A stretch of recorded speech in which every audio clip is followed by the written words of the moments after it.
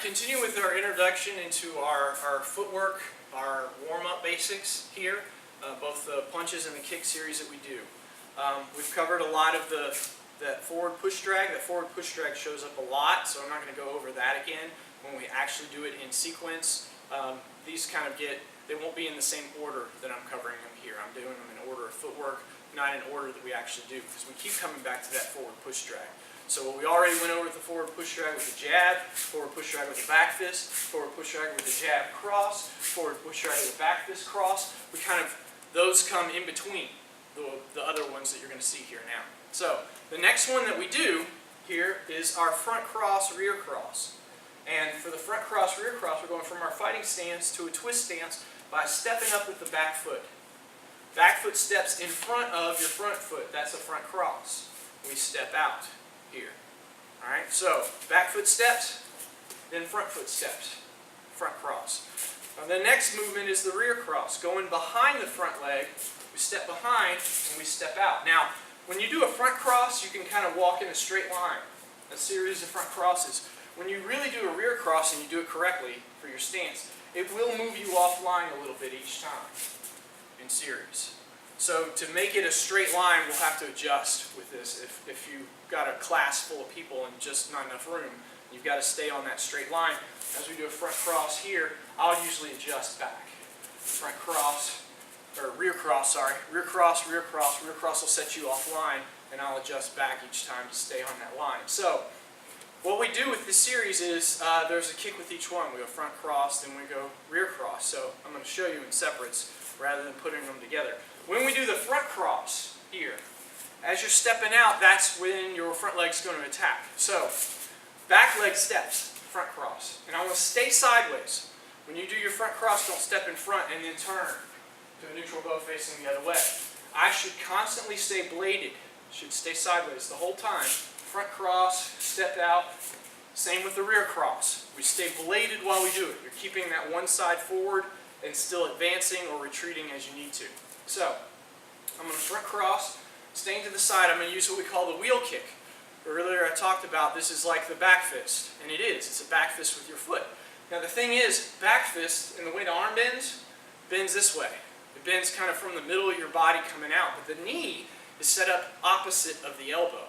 So with the wheel kick, it's going to be a whipping type of action, but it's going to come in this way instead of out, just because of the shape of the leg and the direction the knee goes. So as I front cross here, I'm going to come up with this back foot. And I'm keeping my toes pointed. I want to hit with the instep, top of the foot, and the shin itself. As I come up, and it slaps. It swings around, or it whips in that way. That's a front cross wheel kick. Again, front cross, back foot comes up, wheel kick, and step out.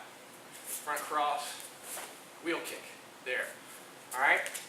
So I'm using shin, using instep, and I'm snapping it fast, like the wheel kick, or like the back fist. It's a fast action.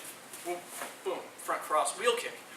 Now we usually alternate that with the rear cross. We'll go front cross, then we'll go rear cross. So the rear cross one, we use a heel hook kick, which would be the opposite of this wheel kick. Instead of my leg coming in this direction, from the back of me towards the front, I'm going to go from the front towards the back, the heel hook. So as I rear cross, I'm going to pretend that as I'm stepping up, there's a chair there in space. And I want my foot to come over the chair. So I rear cross, I lift my leg over the chair, bend the knee, like I'm going to kick myself in the rear end, and I'm hitting with the heel that way as it clips through and step down. I'm going to do it to the front so you can see the angle. Again, because I didn't do this with the front cross. Front cross, wheel kick towards the camera.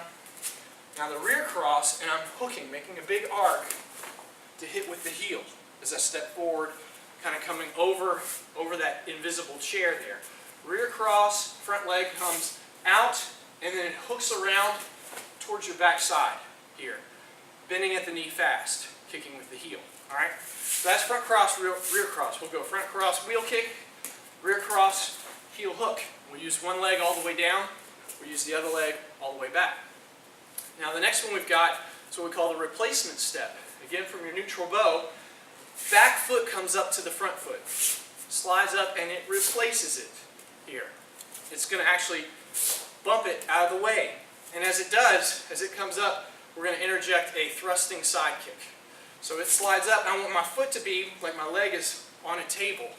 I want to punch straight out with that foot there, hitting with the heel, maybe a little bit of the side of the foot, but mostly the heel, thrusting forward that way. Replacement side kick. This is Bruce Lee's favorite kick for a long time in the tournament circuit. Before it really went to kickboxing, it was Joe Louis's favorite kick too. Slides up, back foot slides up, replaces in the front kick. Very, very quick footwork that way. So you want to think of making this back leg, boom, explode. And as it explodes in, just as quickly, as soon as one foot hits the other, you're hitting them. That's how fast you want it to be. A chain reaction, boom, boom, there. Into the kick, and throwing all your body weight forward as you do it. There, that's the replacement side kick. And again, we'll do one leg all the way down, we'll do the other leg all the way back. Now the last one that we're going to do is called the gravity kick or the pull drag here. That's like doing a push drag, but with a kick here. And we talked about with your jab how when you get good at it, you want the hand to start before the foot does, because that doesn't telegraph. The hand will move before the foot does, and then the foot has to catch up that way. That's ideal. Now, with the gravity, the way this works is your kick starts first, and as the kick is going, you move forward there. And how this trick works is that the back leg that you're standing on, because the other foot's in the air, that's the one you got to move on, you'll have to have it turned, because you can pull the foot in the direction of your heel. You can't really pull it in the direction of your toes. In fact, when someone sweeps the foot, that's what they want to do, pull it in the direction of the toes. But you can pull it in the direction of your heel on your own. Doesn't go too well to the side, either side. Definitely doesn't go too well to the front. But if you turn that foot as much as you can, lift the front leg up, just the gravity motion is in the direction of the heel, I can slide. Now, what almost happened, I slid so much and my hips didn't move as much as I slid, I'd fall forward. So when you do the gravity, you want to think your weight forward. Don't think your weight upright here. A big turn, up, weights forward, boom, I slide that way. All right?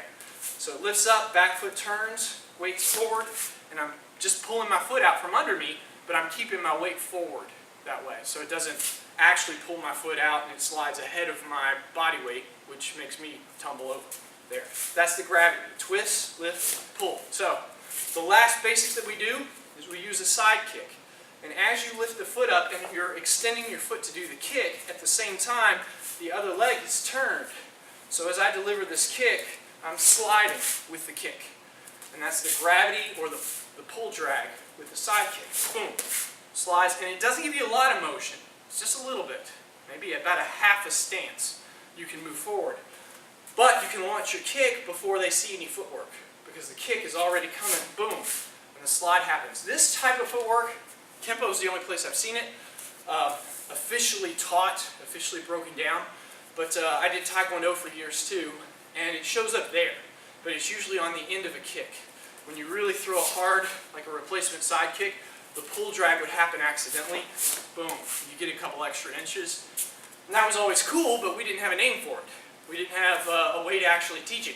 To break it down, here's what the parts are, and teach that as a separate entity. So you can string a pull drag onto the end of your other footwork too. That's fine.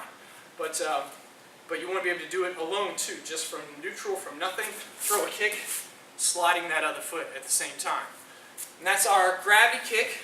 Again, we'll go one side down, use the other leg back. We're going to come back and look at the last part of our warm-up, which is our ukemi, learning how to fall safely. And be right back with that.